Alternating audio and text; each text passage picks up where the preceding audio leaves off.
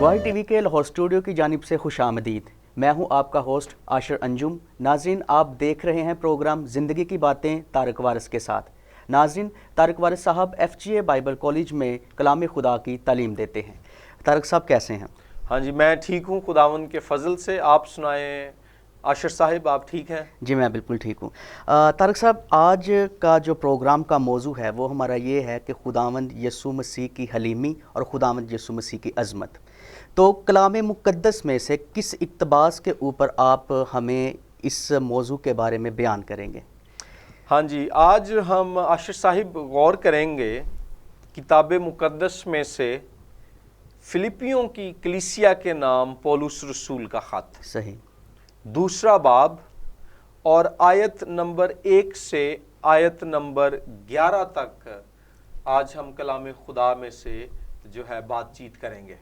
तो नाजरीन, अगर आपके पास बाइबल मुक़द्दस मौजूद है तो मेरे साथ खोलिए पौलुस रसूल का ख़त फिलिपियों की कलीसिया के नाम, दूसरा बाब, पहली आयत से 11वीं आयत तक।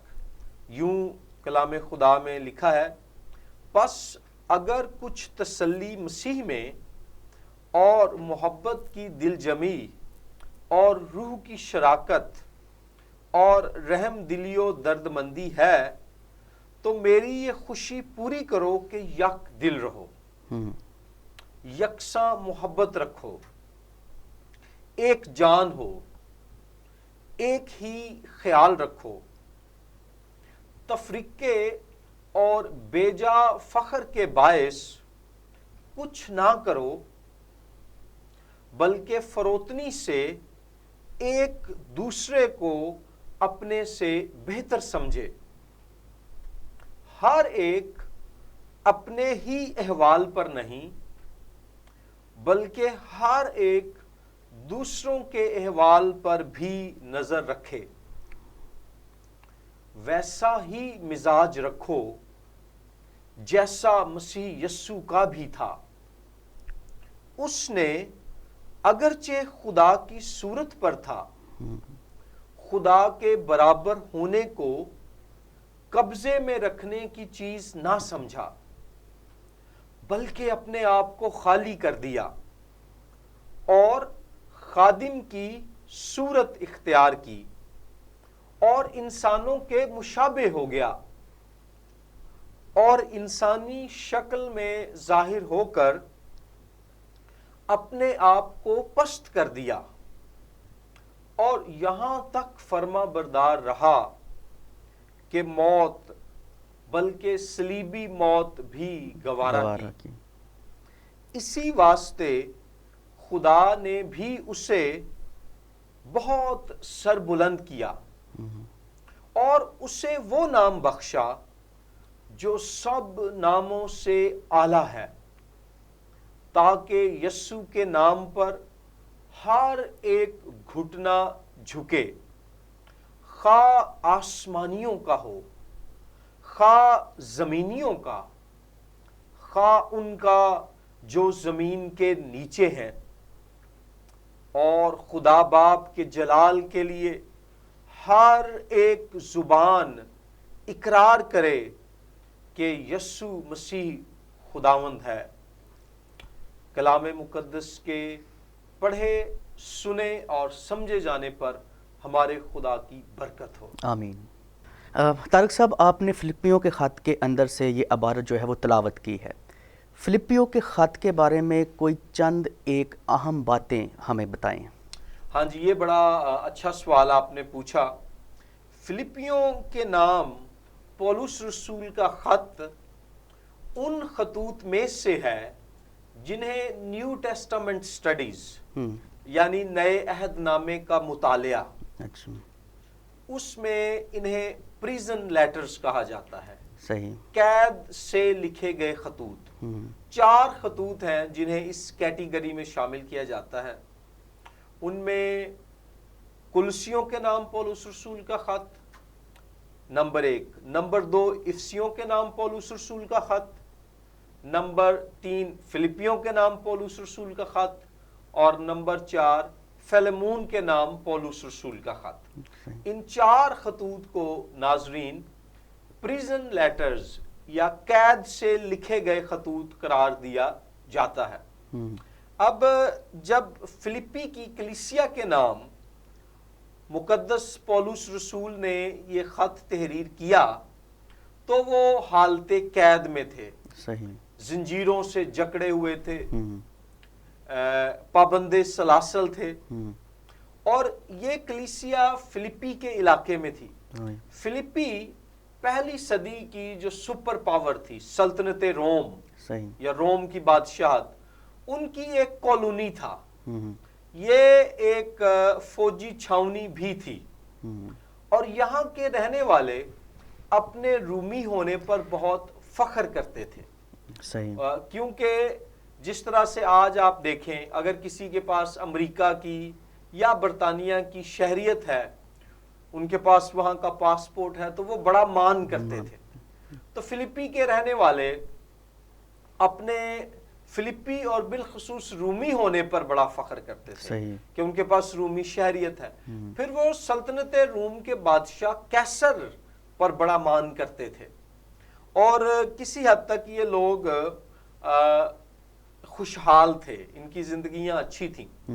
جب پولس رسول فلپی میں گئے، وہاں پر انجیل کی منادی کی، تو خداوند یسوع کی کلیسیا قائم ہوئی، اور وہ کلیسیا ان کلیسیاؤں میں سے ایک ہے جس نے پولس رسول کی مالی مدد کی مشنری کام کرنے کے لیے۔ صحیح، اسی لیے اگر آپ فلپیوں 4 باب کی 15ویں آیت پڑھیں تو ناظرین وہاں مقدس پولس رسول فلپی کے ایمانداروں کا شکریہ ادا کرتے ہیں کہ انہوں نے خدمت کے کام میں پولس رسول کے ساتھ مالی طور پر شراکت کی۔ صحیح، پھر نہ صرف یہ کہ یہ قید سے لکھا گیا خط ہے، نہ صرف یہ کہ یہ پولس کی مالی طور پر مددگار کلیسیا کو لکھا گیا خط ہے، اس خط میں پولس رسول انہیں کسی بھی طرح سے ڈانٹتے یا شکایت نہیں کرتے۔ اگر آپ کرنتھس کی کلیسیا کے نام پولس رسول کے خطوط پڑھیں، دیگر کلیسیاں کے نام ان کے خطوط پڑھیں، تو وہاں پر ہمیں معلوم ہوتا ہے کہ پولس رسول بعض اوقات ایمانداروں کی اصلاح کر رہے ہیں، صحیح، بعض اوقات انہیں غلط تعلیمات کو اپنانے یا غیر مسیحی رویے اختیار کرنے کی وجہ سے انہیں وہ ڈانٹتے بھی ہیں۔ لیکن فلپیوں کے نام خط اس لحاظ سے انوکھا اور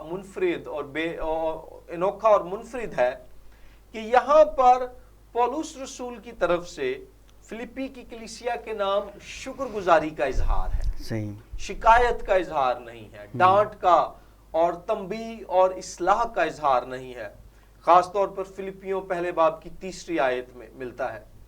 پھر یہ وہ خط ہے جس میں دیگر خطوط کی نسبت پولس رسول سب سے زیادہ خوشی منانے کا ذکر کرتے ہیں، اور وہ انہیں بتاتے ہیں کہ اے فلپیو، خداوند میں خوش رہو، اور خوش رہنے کی یہ تعلیم وہ بار بار دیتے ہیں۔ 1 باب کی 8ویں آیت میں، پھر 1 باب کی 25ویں آیت میں، پھر 4 باب کی 4تھی آیت میں، اور یہ چھوٹا سا خط ہے، صرف 4 ابواب پر مشتمل ہے۔ ہمارے لیے چیلنج کی جو بات ہے عاشر صاحب، وہ یہ ہے کہ پولس رسول خود جیل میں ہے، قید کی حالت میں ہے، صحیح، زنجیروں میں جکڑے ہوئے ہیں۔ ہونا تو یہ چاہیے تھا کہ فلپی کے ایماندار پولس رسول کو پیغام بھیجتے کہ آپ خوش رہیں، گھبرائیں مت، ہمت نہ ہاریں۔ یہاں اس کے الٹ ہو رہا ہے۔ صحیح، وہ شخص جو قید میں ہے، جو دکھوں اور مصیبت میں ہے، وہ جو باہر آزاد ہے، انہیں تلقین کر رہا ہے کہ خداوند میں کیا رہو، خوش رہو۔ خوش میں رہو۔ پھر کہتا ہوں خوش رہو، خوش رہو، جی ہاں۔ تو یہ ہمارے لیے ایک بڑا چیلنج ہے کہ پولس رسول کا دل انجیل کی منادی کے لیے اور یسوع مسیح کے پیچھے چلنے کے لیے اس قدر جذبے اور آگ اور شدت سے معمور تھا کہ وہ قید کی حالت میں بھی یسوع مسیح میں خوش ہے، خوش رہا۔ اور قید کی حالت میں اگر پولس رسول کو کسی بات کی فکر ہے تو وہ ہمیں فلپیوں پہلے باب کی 13ویں آیت میں ملتی ہے، جہاں پولس رسول ذکر کرتے ہیں کہ انہیں انجیل کی فکر ہے، صحیح، اور وہ بتاتے ہیں کہ جتنا بھی جو کیسری سپاہیوں کی ساری پلٹن ہے، یعنی رومی شہنشاہ کیسر کے جتنے بھی سپاہیوں کے دستے ہیں، ان میں مشہور ہو گیا ہے کہ پولس رسول انجیل کی وجہ سے قید ہے۔ کیونکہ ہوتا کیا تھا کہ جب وہ قید میں تھے تو سپاہیوں کی ڈیوٹیاں بدلتی رہتی تھیں، تو جو بھی سپاہی جیل میں بطور محافظ وہاں ہوتا تھا اور پولس رسول سے اس کی گفتگو ہوتی تھی، تو پولس رسول اس کے ساتھ یسوع مسیح کی خوشخبری کی بات کرتا تھا، صحیح، اور یوں ہر سپاہی کو پتہ چل گیا کہ یہ پولس نامی آدمی جو ہے مسیح کی خوشخبری کی وجہ سے قید ہے۔ اس میں ناظرین ہمارے سامنے ایک چیلنج بھی ہے کہ ہم جہاں بھی ہوں، جن حالات میں بھی ہوں، جب بھی ہمیں موقع ملے، ہم اپنی زبان سے یعنی اپنے الفاظ اور اپنے گفتار سے اور اپنے کاموں سے یعنی اپنے عمل سے خداوند یسوع مسیح کی خوشخبری دوسروں تک پہنچائیں۔ طارق صاحب، آپ نے بڑی ہی اہم معلومات جو ہے وہ فلپی کی کلیسیا کے بارے میں، فلپی کے خط کے بارے میں فراہم کی ہیں۔ طارق صاحب، آج کل لوگ یہ سمجھتے ہیں کہ حلیمی جو ہے وہ کمزوری کی علامت ہے، تو آپ کے خیال میں یہ جو خیال ہے یہ کس حد تک درست ہے؟ یہ جو فلپیوں دوسرا باب ہے اور اس کی پہلی 11 آیات ہیں، ان میں ایک ہی وقت میں یسوع مسیح کو حلیم بھی قرار دیا گیا ہے اور ساتھ ہی عظیم بھی قرار دیا گیا ہے۔ صحیح، سو جو پیغام ہے اس اقتباس کا وہ یہ ہے کہ حلیم شخص ہی دراصل عظیم شخص ہوتا ہے۔ صحیح، متکبر، مغرور، گھمنڈ سے بھرا ہوا انسان عظیم نہیں ہوتا ناظرین، بلکہ وہ اپنی ذات میں انسیکیور ہوتا ہے، وہ عدم احساس تحفظ کا شکار ہوتا ہے۔ اور یہ جو 11 آیات ہیں دراصل یہ 2 حصوں میں ان کو ہم تقسیم کر سکتے ہیں۔ پہلا حصہ پہلی 5 آیات ہیں جن میں پولس رسول مسیحیوں کو یہ تلقین کرتے ہیں کہ فروتنی سے رہو، محبت سے آپس میں رہو اور ایک دوسرے کی خدمت کرنے والوں کی۔ سو یگانگت، فروتنی اور خدمت، اس کی تلقین کی گئی ہے پہلی 5 آیات میں۔ صحیح، اور 5ویں آیت جو پہلے حصے کی آخری آیت ہے وہاں یہی لکھا ہے، ویسا ہی مزاج رکھو جیسا مسیح یسوع کا بھی تھا۔ پھر تیسری آیت میں لکھا ہے، تفریقے اور بیجا فخر کے باعث کچھ نہ کرو بلکہ فروتنی سے ایک دوسرے کو اپنے سے بہتر سمجھے۔ اب فروتن لفظ جو ہے یہ فارسی زبان کا لفظ ہے۔ صحیح، اور فروتن مرکب ہے فرو اور تن کا۔ فرو کا مطلب ہے نیچا اور تن کا مطلب ہے بدن، یعنی فروتن وہ شخص ہے جس نے اپنے بدن کو، اپنے آپ کو نیچا کر دیا ہے، یعنی کہ اپنے آپ کو چھوٹا بنا دیا ہے۔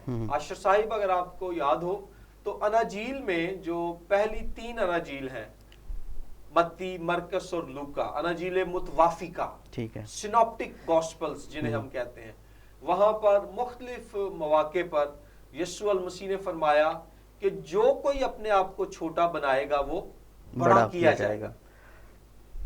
جب یہ تلقین کر دی گئی ہے ایمانداروں کو، کلیسیا کو، کہ اتحاد و یگانگت سے رہو، حلیمی اور فروتنی سے رہو اور ایک دوسرے کی خدمت کرو، تو پھر آیات 6 تک 11 میں یہ بیان کیا گیا ہے کہ ایمانداروں کو اتحاد و یگانگت، حلیمی و فروتنی اور خدمت و انکساری، یہ باتیں اس لیے اپنانی ہے کیونکہ یسوع مسیح نے عملی طور پر ہمیں ان کا نمونہ دیا ہے۔ طارق صاحب، آپ نے بتایا کہ آیت 1 سے لے کر 5 تک مسیحیوں کے عمل کے بارے میں بتایا گیا ہے، تو جو اس اقتباس کا دوسرا حصہ ہے 6 سے 11، اس میں کس چیز کے متعلق بتایا گیا ہے؟ ہاں جی، آیات 6 سے 11 میں اس بنیاد کا ذکر کیا گیا ہے اچھا، جس کی وجہ سے ہمیں خدمت، یگانگت اور حلیمی اپنانی ہے، اور وہ بنیاد ہے یسوع مسیح کی عملی زندگی۔ آیات 6 تا 11 میں ہمیں یسوع مسیح کی ذات اقدس کے بارے میں بتایا گیا ہے، اور یہ جو آیات ہیں 6 تا 11 نئے عہد نامے کے اسکالرز کا خیال ہے کہ یونانی زبان میں یہ ابتدائی کلیسیا میں گایا جانے والا ایک نغمہ تھا۔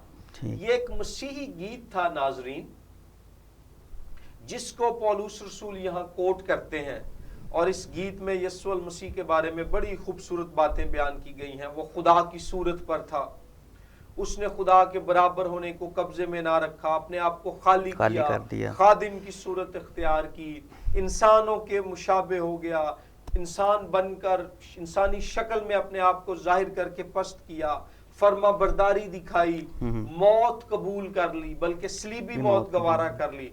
اور جب یسوع المسیح نے یہ سب کچھ کیا تو پھر آیات 9، 10 اور 11 میں ہے کہ خدا نے انہیں سرفراز کیا۔ صحیح۔ سو اگر آیات 6 اور 7 پر ہم غور کریں تو وہاں پر یسوع المسیح کے تجسم کا ذکر ہے، وہ خدا کی صورت پر تھا۔ ہاں جی، یہاں پر جو لکھا ہے نا وہ خدا کی صورت پر تھا، یونانی زبان میں یہاں صورت کے لیے لفظ مورفے استعمال ہوا ہے، اور مورفے یونانی زبان میں ایک یہ جو لفظ ہے اس کا مطلب یہ ہے کہ انسان کی وہ بیرونی صورت جو اس کی اندرونی فطرت کو ظاہر کرے۔ صحیح۔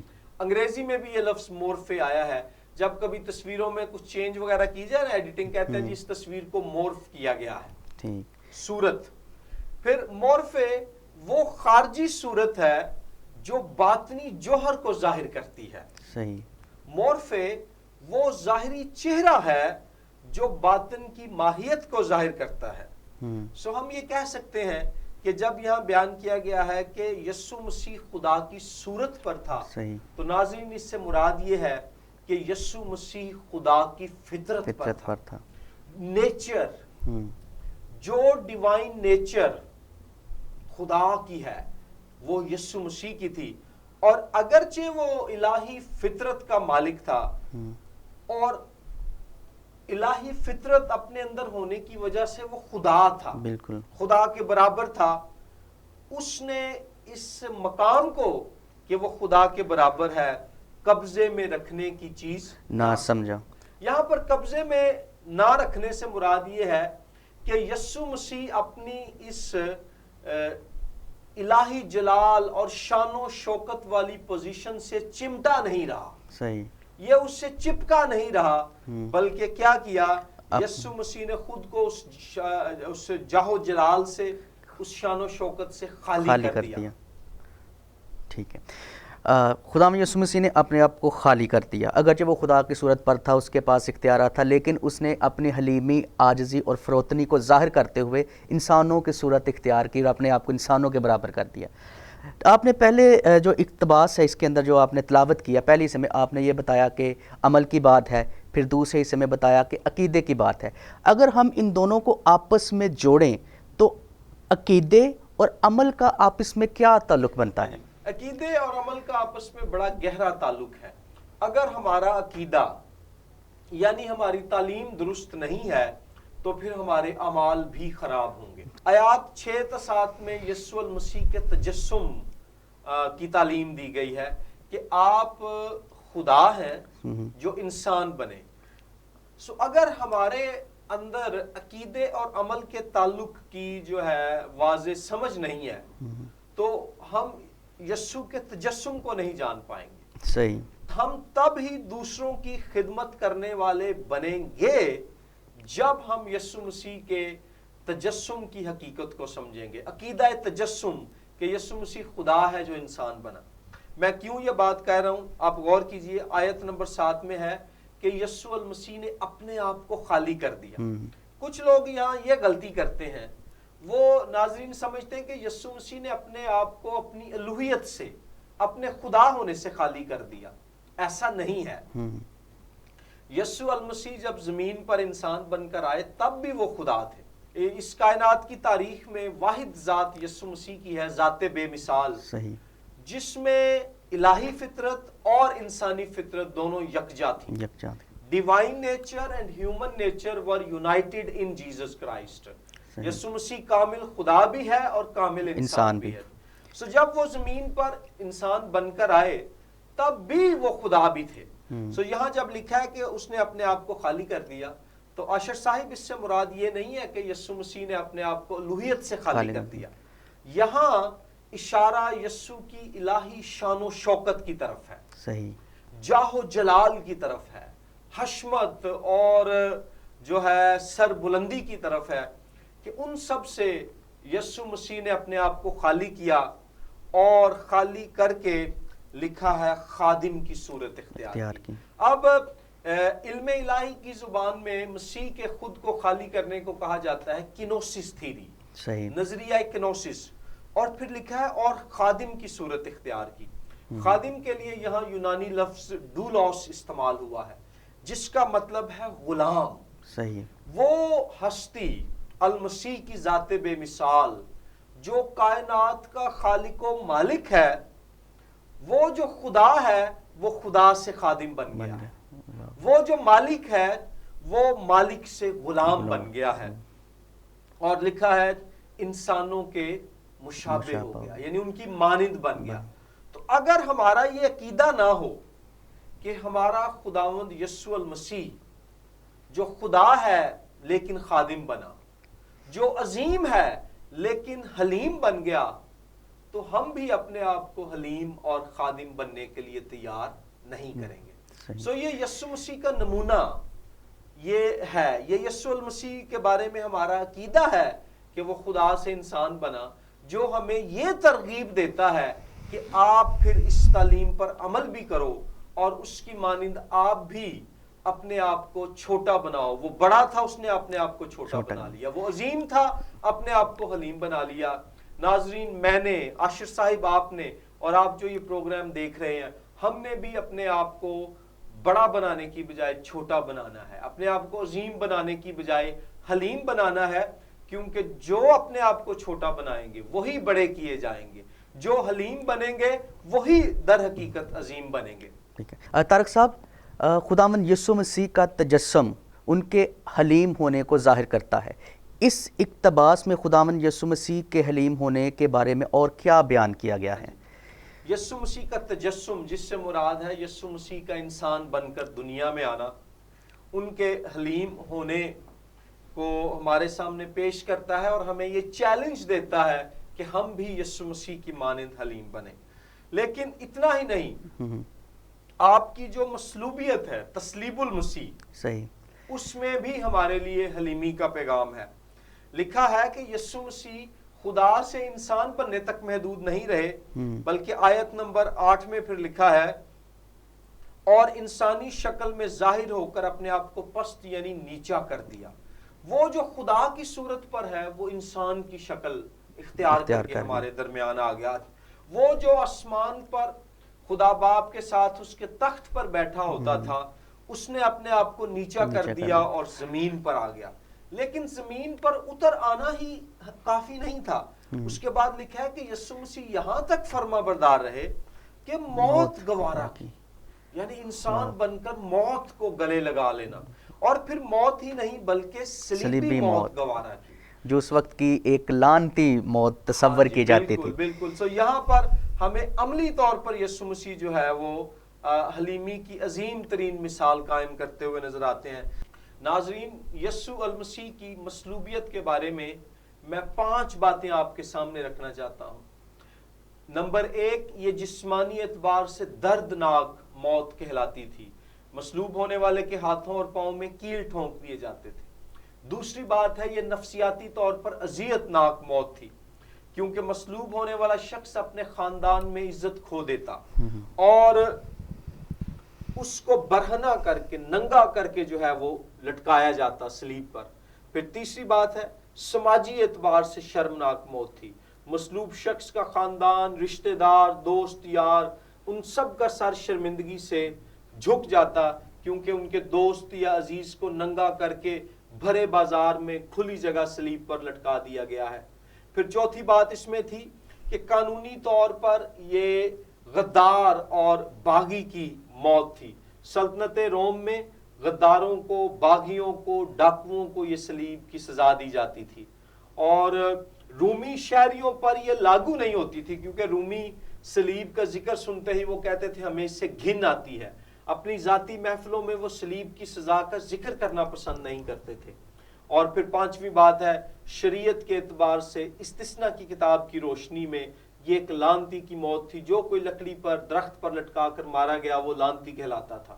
سو یسوع المسیح نے جسمانی اعتبار سے دردناک، نفسیاتی اعتبار سے اذیت ناک، سماجی اعتبار سے شرمناک، قانونی اعتبار سے غدار کی موت اور شریعت کے اعتبار سے لعنتی کی موت اپنے اوپر لے لی. اور یہ شخص جو یہ موت بدن کی حالت میں لے رہا ہے اپنے اوپر، انسان کی شکل میں اپنے اوپر لے رہا ہے، انسان بننے سے پہلے یہ خدا کی صورت پر تھا. تصور کیجئے کہ حلیمی اور فروتنی کی کتنی بڑی مثال خداوند یسوع مسیح نے قائم کی ہے. اور عاشر صاحب یہاں سمجھنے کی بات یہ ہے کہ حلیم بننا مغرور بننے سے زیادہ مشکل کام ہے. کیونکہ حلیم وہی شخص بن سکتا ہے جو اپنے باطن میں مضبوط ہو. صحیح. حلیم ہونے کا مطلب اپنے آپ کو کمتر سمجھنا نہیں ہے، بلکہ حلیم ہونے کا مطلب ہے کہ تمام اختیار اور قوت ہونے کے باوجود اپنے آپ کو چھوٹا بنانا. حلیم ہونے کا مطلب یہ ہے کہ انسان جو ہے اس سے زیادہ اپنے آپ کو نہ سمجھے. سو حلیم ہونا کمزور ہونا نہیں ہے، بلکہ حلیم ہونا باطن کی قوت کا، باطن کی مضبوطی کا جو ہے وہ اظہار ہے. اگر آپ کرنتھیوں کے نام پولس رسول کا پہلا خط پڑھیں 1:23 میں کرنتھیوں میں لکھا ہے کہ مسیح مصلوب کی منادی یہودیوں کے نزدیک ٹھوکر کا باعث تھی، غیر قوموں کے نزدیک بے وقوفی تھی، اس لیے کہ صلیبی موت جو تھی نہایت ہی شرمناک اور ذلت آمیز موت سمجھی جاتی تھی. اور خداوند یسوع نے حلیمی کی حالت میں اس موت کو اپنایا تاکہ بنین و انسان کے گناہوں کا کفارہ ہو سکے. انسان جو خدا کے حضور گناہ کی سزا کے نیچے ہے، یسوع المسیح چونکہ بے گناہ، بے داغ، پاک تھے، انہوں نے انسان کی سزا اپنے اوپر لے لی حلیمی اختیار کر کے، اور ان کے اپنی ہماری سزا اپنے اوپر لینے کی وجہ سے اب ہمارے لیے دروازہ کھل گیا ہے کہ اگر ہم توبہ کر کے مسیح پر ایمان لائیں تو ہمیں جو ہے ہمیشہ کی زندگی اور خدا کے ساتھ صلح کا جو ہے وہ موقع مل جائے گا. طارق صاحب، آپ نے یہ بتایا کہ خداوند یسوع تجسم اور پھر صلیبی موت کے وسیلہ سے حلیم بنے. خداوند یسوع مسیح کی عظمت کس طرح سے اس کے اندر ظاہر ہوتی ہے؟ ہاں جی، اس میں یاد رکھیں عاشر صاحب کہ جو انسان حلیم بنتے ہیں وہی عظیم بنتے ہیں. جو اپنے آپ کو چھوٹا بناتے ہیں وہی بڑے کیے جاتے ہیں. صحیح. یسوع مسیح نے آسمان سے وہ زمین پر آئے، زمین سے وہ قبر میں گئے، اور پھر قبر سے وہ عالم ارواح میں گئے. لیکن جب انہوں نے اپنے آپ کو نیچا کیا تو خدا نے انہیں پھر کس طرح سے سر بلند کیا کہ نمبر 1، تیسرے دن مردوں میں سے انہیں پاک روح کی قدرت سے زندہ کیا، اور پھر مردوں میں سے زندہ ہونے کے بعد وہ آسمان پر اٹھا لیے گئے، اور خدا باپ کے تخت پر اس کی دہنی طرف یسوع مسیح آج بیٹھے ہوئے ہیں. سو حلیمی جو ہے نا سپرنگ بورڈ کی مانند ہے. سپرنگ بورڈ میں کیا ہوتا ہے، آپ نے کبھی نوٹ کیا ہو گھروں میں جو سپرنگ والے بیڈ ہوتے ہیں نا، بچے ان پر جو ہے بڑا اچھل کود کرنا پسند کرتے ہیں. جس قدر بچہ زور سے جو سپرنگ بیڈ ہوتا ہے اس پر گرتا ہے وہ بیڈ اتنا ہی اس کو اچھالتا ہے. روحانی دنیا میں بھی جتنا ہم خود کو خدا کے حضور نیچا کرتے ہیں، خدا ہمیں اتنا ہی سر بلند کرتا ہے. یسوع مسیح آسمان سے زمین، زمین سے قبر، اور قبر سے عالم ارواح میں گیا، اور خدا نے پھر آپ کو ایسی عظمت بخشی کہ آپ کو عالم ارواح سے اور قبر سے اور پھر زمین سے اٹھا کر آسمان پر اپنے تخت پر اپنی دائنی طرف بٹھایا. اور لکھا ہے کہ وہ نام یسوع مسیح کو خدا باپ نے بخشا جو سب ناموں سے اعلیٰ ہے. نام سے مراد ہے پہچان، نام سے مراد ہے اختیار، نام سے مراد ہے قدرت۔ یسوع کی پہچان، آپ کا اختیار، آپ کی قدرت سب لوگوں سے اعلیٰ ہے، بلند ہے، دنیا کی تاریخ میں آنے والے تمام لیڈروں سے زیادہ۔ اور اتنا ہی نہیں بلکہ وہ یسوع جس نے خود کو حلیم بنایا، خدا نے اسے اتنا عظیم بنایا کہ آیت نمبر 10 میں لکھا ہے ہر ایک گھٹنا یسوع مسیح کے آگے جھکے گا۔ اور یہاں پر یاد رکھیں یہ فلپیوں کی کلیسیا میں، یہ فلپی شہر میں یہ ہوتا تھا کہ لوگ کیسر جو روم کا شہنشاہ ہوتا تھا اس کے بت کے آگے اپنے گھٹنے ٹیکتے تھے۔ پولوس بتاتا ہے کہ بالآخر ہر ایک گھٹنا یسوع کے آگے جھکے گا، اور وہ خواہ آسمانیوں کا ہو، خواہ زمینیوں کا ہو، خواہ ان کا جو زمین کے نیچے ہے۔ رومی شہنشاہ کیسر کے آگے تو صرف سلطنت روم کے لوگوں کے گھٹنے جھکتے تھے، بالکل یسوع مسیح کے آگے آسمان کی مخلوقات ہوں، زمینی مخلوقات ہوں یا زمین کے نیچے کی مخلوقات ہوں، ان سب کے گھٹنے جھکیں گے۔ اور پھر آخری آیت میں یہاں جو ہمارے سامنے اقتباس سے لکھا ہے، اور خدا باپ کے جلال کے لیے ہر ایک زبان اقرار کرے گی کہ یسوع مسیح خداوند ہے۔ سلطنت روم کا شہنشاہ کیسر جو تھا وہ خداوند کہلاتا تھا، انگریزی میں ہم اسے لارڈ کہتے ہیں، یونانی میں اس کے لیے لفظ جو ہے کیوریوس ہے، لیکن پولوس رسول بتاتا ہے کہ Caesar is not the lord, Caesar خداوند نہیں ہے بلکہ یسوع مسیح خداوند ہے۔ اور اہم بات یہ ہے مسیح کی عظمت کے تعلق سے کہ اگر آپ پرانا عہد نامہ پڑھیں، یسایا نبی کے صحیفے کے باب نمبر 45 میں جو ہے باب نمبر 45 کی آیت نمبر 21 اور 22 میں، بالخصوص آیت نمبر 22 اور 23 میں یہوہ خدا کے بارے میں بیان کیا گیا ہے کہ ہر ایک گھٹنا اس کے حضور جھکے گا اور ہر ایک زبان یہوہ خدا کی کا اقرار کرے گی، اس کی قسم کھائے گی۔ لیکن فلپیوں دوسرے باب میں پولس رسول یسایہ 45 21 22 اور 23 کا حوالہ دے کر بتاتا ہے کہ یہ یسوع مسیح ہے جس کے سامنے ہر ایک گھٹنا جھکے گا، ہر ایک زبان اقرار کرے گی۔ اس کا مطلب کیا ہوا کہ اس میں پیغام یہ ہے کہ یسوع المسیح نئے عہد کا یہوہ ہے، وہ اختیار اور قدرت جو یہوہ خدا کے پاس تھی اب یسوع مسیح کے پاس ہے۔ سو اس میں ہم سیکھتے ہیں کہ قربانی اور حلیمی خدا کے حضور یہی ذریعہ ہے روحانی طور پر اور خدمت میں خدا کے حضور سر بلند اور سرفراز ہونے کا۔ حلیمی کمزوری نہیں ہے بلکہ باطنی طور پر طاقتور لوگ ہی حلیم جو ہے بن سکتے ہیں۔ طارق صاحب آپ کا بہت شکریہ، آپ نے خداوند یسوع مسیح کی حلیمی اور عظمت کے بارے میں بڑی ہی مفید باتیں ہمیں بتائی ہیں، بیان کی ہیں، اس بات کے لیے ہم آپ کے شکر گزار ہیں۔ ناظرین، زندگی کے کسی پہلو سے متعلق آپ کے پاس کوئی بھی سوال موجود ہے تو آپ سکرین پر دیے گئے نمبر پر یا پھر ای میل آئی ڈی پر ہم سے رابطہ کر سکتے ہیں۔ خداوند آپ کو برکت دے۔